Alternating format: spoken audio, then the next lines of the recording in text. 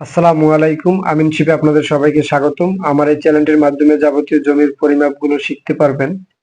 আজকের যে পর্ব নিয়ে আলোচনা করব, পর্ব ৬৭, হিন্দু আইন সম্পর্কে। বিশ্বজিৎ মৃতকালে স্ত্রী, দুই পুত্র, এক পালক পুত্র, এক অন্ধপুত্র, এক সন্ন্যাসী পুত্র, দুই কন্যা ও ১৬০ শতাংশ জমি রেখে যায়।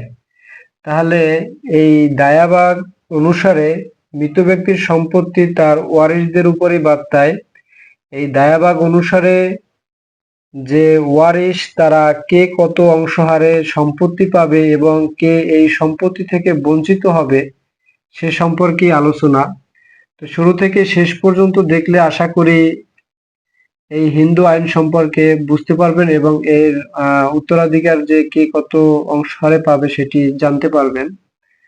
তাহলে এখানে যারা বঞ্চিত হবে এবং যারা এই সম্পত্তি পাবে তারা সকলে সমান হারে পাবে সম্পত্তি, সকলে সমান হারে সম্পত্তি পাবে।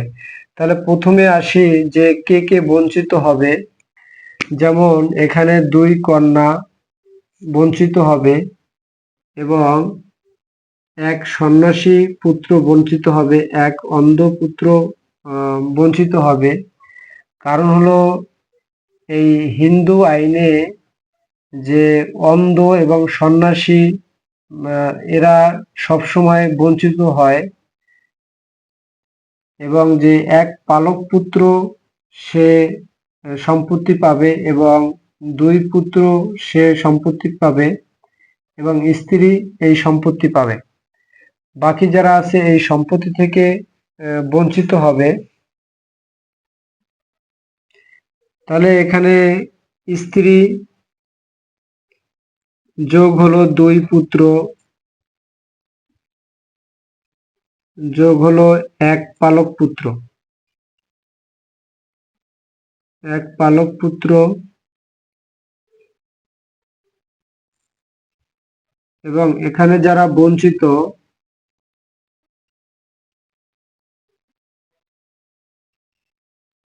বঞ্চিত হলো এক অন্ধ পুত্র, এক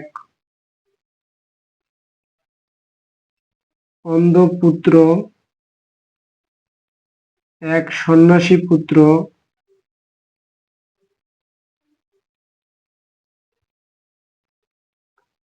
এক সন্ন্যাসী পুত্র এবং দুই কন্যা, এরা হলো বঞ্চিত। এবং স্ত্রী, দুই পুত্র এবং এক পালক পুত্র, এরা যে সম্পত্তি আছে ১৬০ শতাংশ সম্পত্তি, এই ১৬০ শতাংশ সম্পত্তি সবাই সমান হারে সম্পত্তি পাবে। তাহলে আমরা যদি এখানে দেখাই, যেমন ১৬০কে যদি আমরা ৪ দিয়ে ভাগ করি, ৪ চারা ১৬, তাহলে ৪০ শতাংশ করে এক একজনে ভাগে পাবে। সেটি নিয়ম অনুসারে আমি দেখাবো।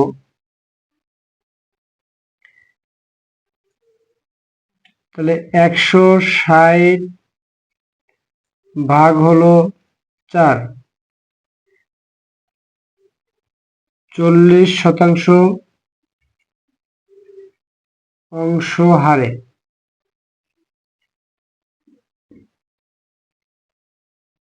তাহলে স্ত্রী পাবে ৪/১, পুত্র পাবে ৪/২, এক পালক পুত্র পাবে ৪/১ অংশ হারে। তাহলে স্ত্রী পাবে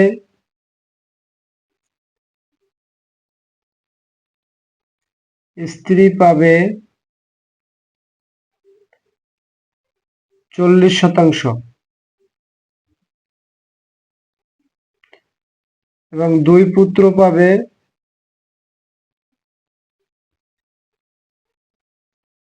৮০ শতাংশ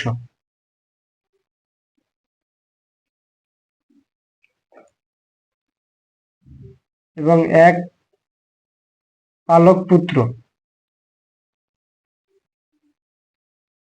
এক পালক পুত্র 40%,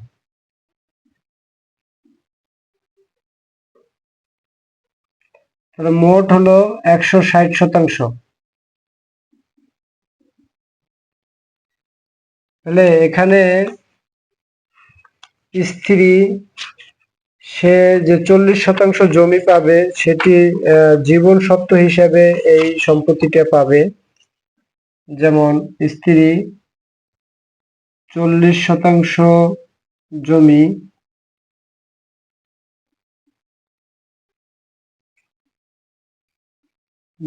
জীবন সত্ত্ব হিসেবে পাবে, জীবন সত্ত্ব হিসাবে পাবে।